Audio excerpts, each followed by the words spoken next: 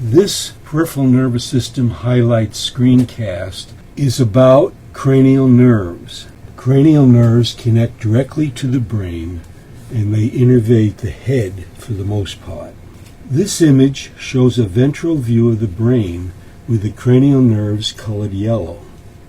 Notice that with the exception of the olfactory nerves, which enter these olfactory bulbs, the cranial nerves are attached to the ventral or the lateral surface of the brainstem.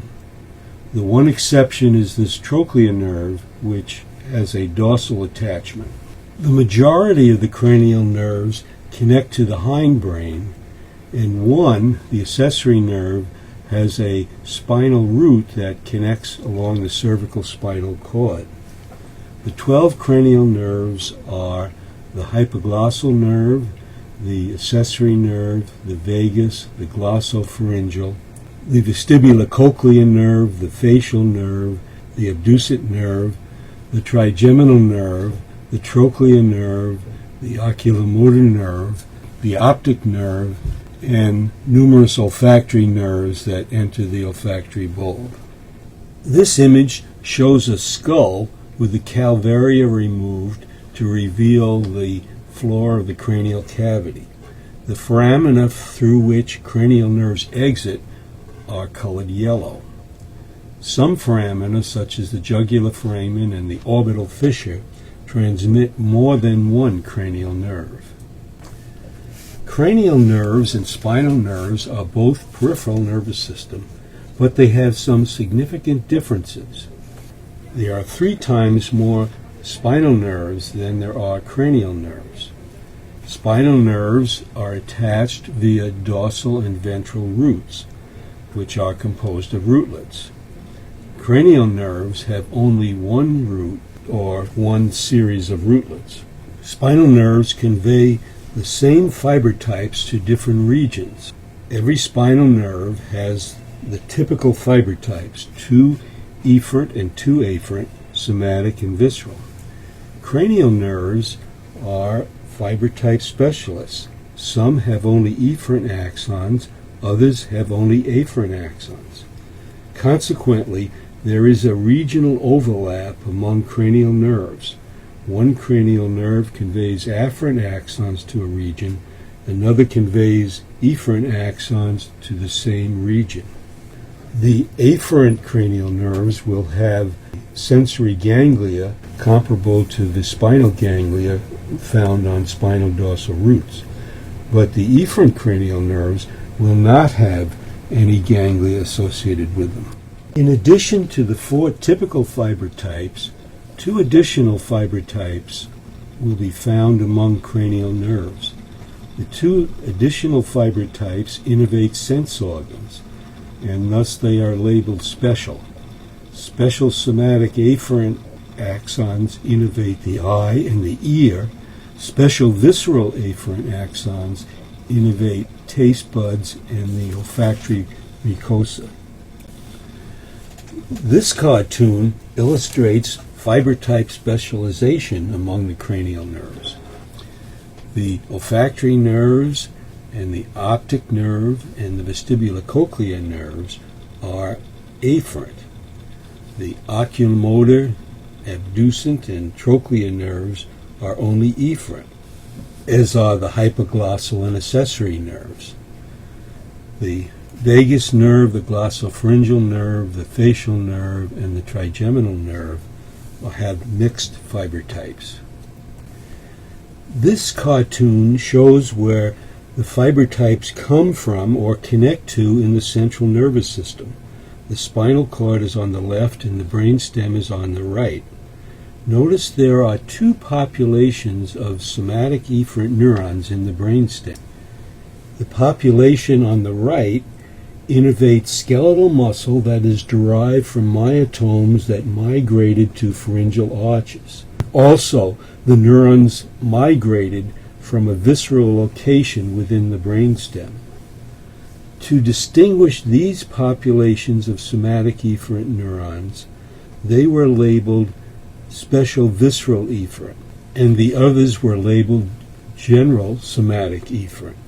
So special visceral efferent and general somatic efferent are terms that you will see in the older literature. Current terminology labels all neurons that innervate skeletal muscle the same, namely somatic efferent. The remainder of this presentation will discuss each of the 12 cranial nerves. For each cranial nerve, we show its name, what you should most remember about the cranial nerve, where it enters or exits from the cranial cavity, and we show the fiber types conveyed by the cranial nerve. Your goal should be not to remember fiber types per cranial nerve, but to deduce them based on the functions of the nerve. In other words, you should learn once what fiber types innervate, then you will know them for any nerve. Actually, there are dozens of olfactory nerve bundles that pass through the cribriform plate to enter the olfactory bulb.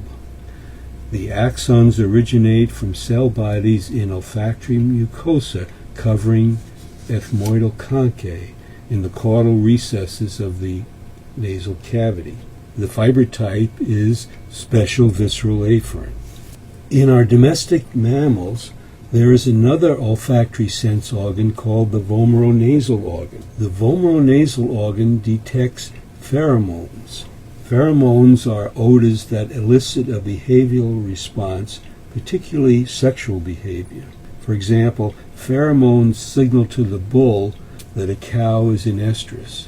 A curled upper lip, the so-called Flamen reaction, is associated with vomeronasal organ activity. This drawing shows olfactory nerves colored yellow. The nerves originate in olfactory mucosa, in this region referred to as the ethmoidal labyrinth. This inset shows olfactory mucosa. Olfactory neuron cell bodies are bipolar. Odor receptors are on cilia within mucus. Axons collect in bundles and they penetrate the cribriform plate to reach the olfactory bulb. The vomeronasal organ is located rostrally in the floor of the nasal cavity. It detects odor molecules within an incisive duct, here colored blue. Often the molecules are placed there by the tongue after licking genitalia. Vomeronasal nerves travel from the organ to the cribriform plate. This dissection shows the vomeronasal organ on the floor of the rostral end of the nasal cavity. The organ consists of olfactory epithelium within a cartilaginous cylinder. You can see how the tongue could deliver pheromones either to the incisive papilla or to the nasal cavity by reaching forward into the nose. This image shows a ram displaying a Flamen reaction, that is a curled upper lip. Flamen is a man's name. The Flamen reaction is associated with pheromone detection. Perhaps this lip curling behavior opens up the incisive duct. The optic nerve conveys visual information from the retina. The axons are special somatic afferent. This drawing of a sagittal section through the eye has the retina and optic nerve colored yellow. The optic nerve contains axons from cell bodies located in the retina. Histologically, the retina and optic nerve are central nervous system tissue, but grossly the optic nerve is regarded as a peripheral nervous system cranial nerve. 3 cranial nerves innervate extraocular eye muscles with somatic efferent neurons that pass through the orbital fissure. The nerves differ in which extrinsic eye muscles they innervate. The abducent nerve innervates 2 muscles. One abducts the eye gaze, and the other pulls the eyeball caudally, which causes the third eyelid to protrude. The trochlear nerve innervates only one muscle, the dorsal oblique muscle. The tendon of the muscle hooks around a trochlear cartilage. The oculomotor nerve innervates the remaining 4 extrinsic eye muscles. These muscles shift the gaze medially upward and downward, capabilities that are easily checked during a neurological exam. Also, the oculomotor nerve innervates intrinsic eye muscles.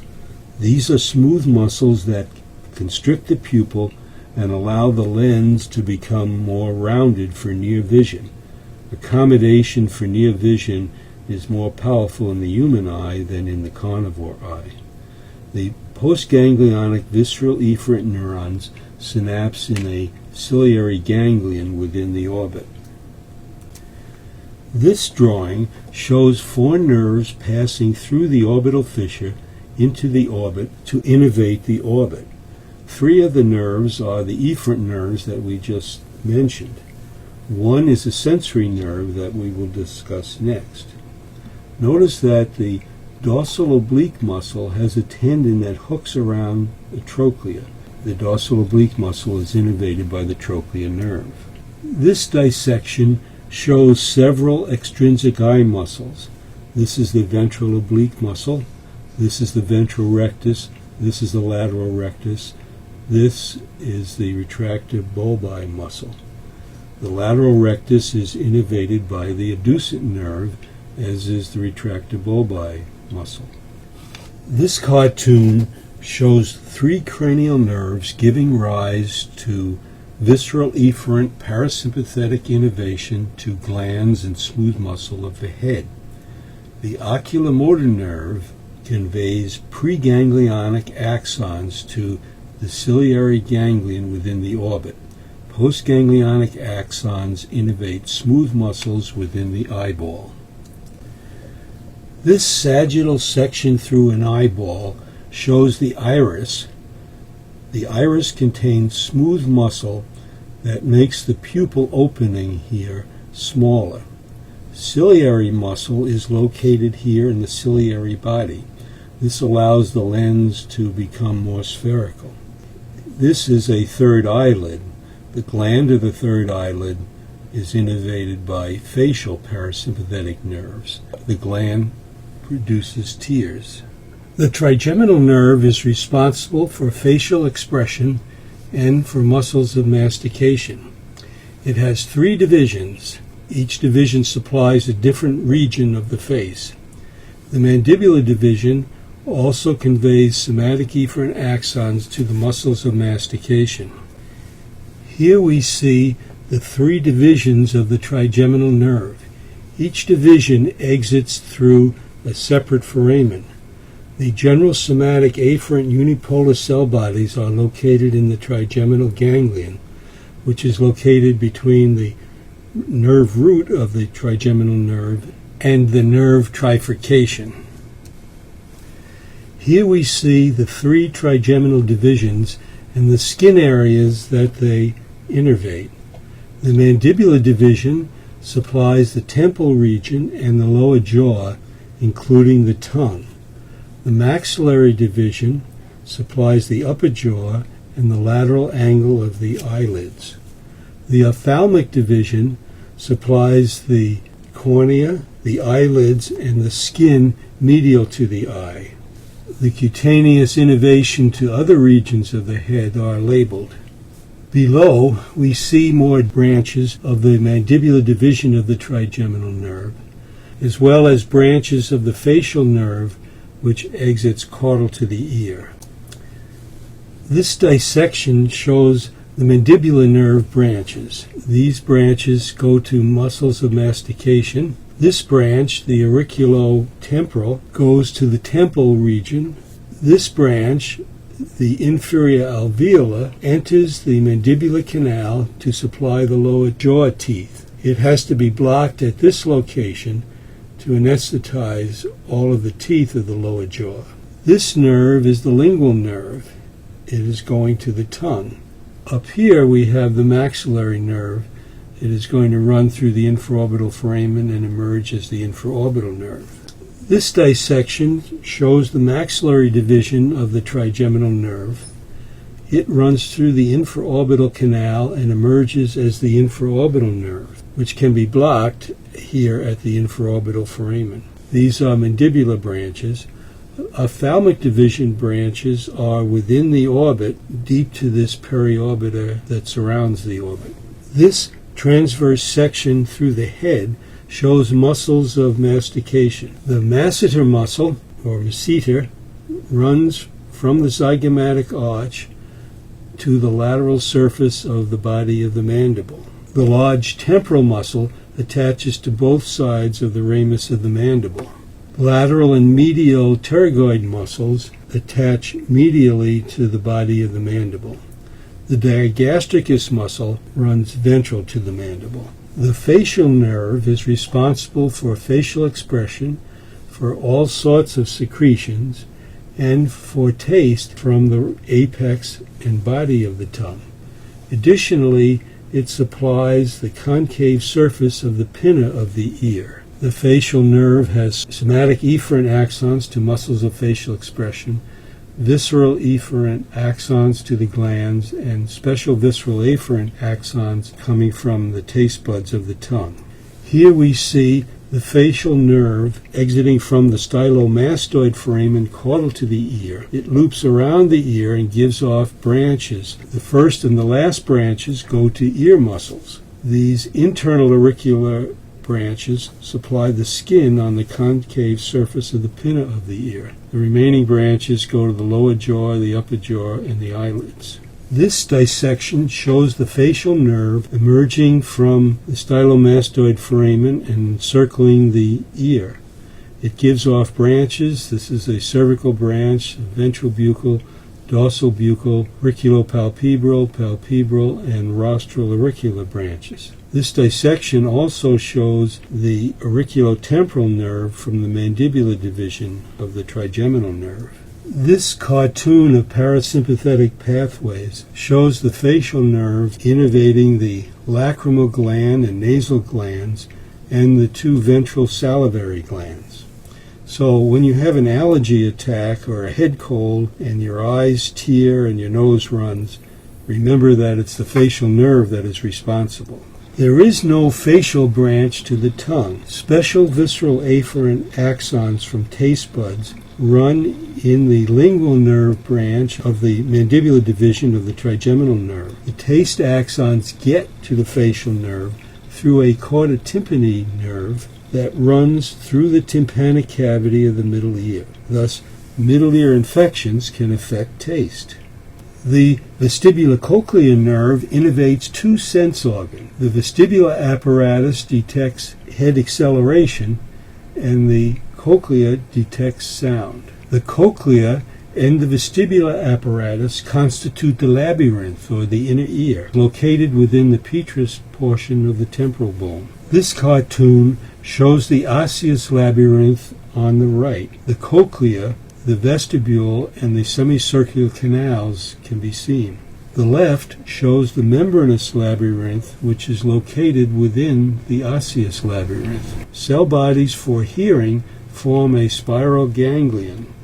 Axons from the various components of the vestibular apparatus will collect to form a vestibular nerve.